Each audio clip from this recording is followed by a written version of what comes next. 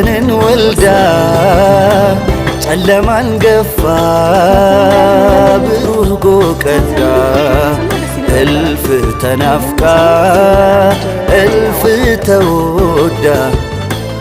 እነሆ አዲስ ዒድ የውመል ሰዓዳ በራሕማን ፍቃድ በአላህ እዝነት ሕፃን አዋቂው ሆኖ በአንድነት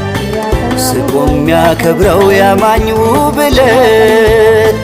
የደስታ እልፍኝ ነው የፍቅር ሰገነት